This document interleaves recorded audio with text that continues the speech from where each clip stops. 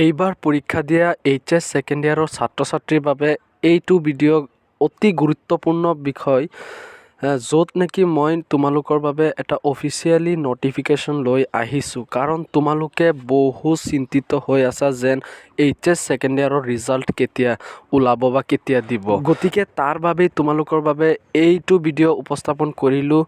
আৰু মোৰ চেনেলটোত যদি তোমালোকে কোনোবা নতুন আহিছা তেতিয়াহ'লে তোমালোকে অকণ ছাবস্ক্ৰাইব কৰি এটা লাইক দি তোমালোকে কমেণ্টত জনাবা যে তোমালোকৰ কি বিষয়ত মানে আপডেটটো লাগে আৰু তোমালোকৰ এইচএছৰ বাবে মই সদায় আপডেট দি থাকিম, ভাল মই নটিফিকেশ্যন দি থাকিম।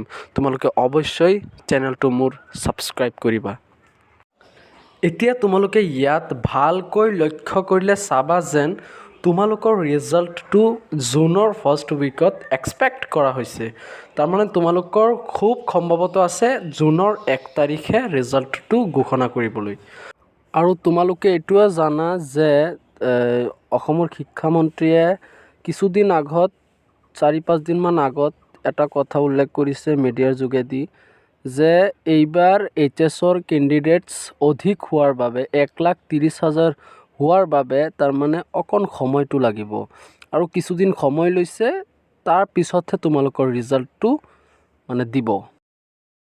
আৰু এই সন্দৰ্ভত শিক্ষামন্ত্ৰীগৰাকীয়ে কি ক'লে তোমালোকক সবিশেষ জনাই দিছোঁ। অগা পিছাকৈ এদিন আগত মেট্ৰিকৰ ৰিজাল্ট দিলে পিছদিনা উচ্চতৰ মাধ্যমিক বা হায়াৰ ছেকেণ্ডেৰীৰ ফলাফল দিয়া হয়।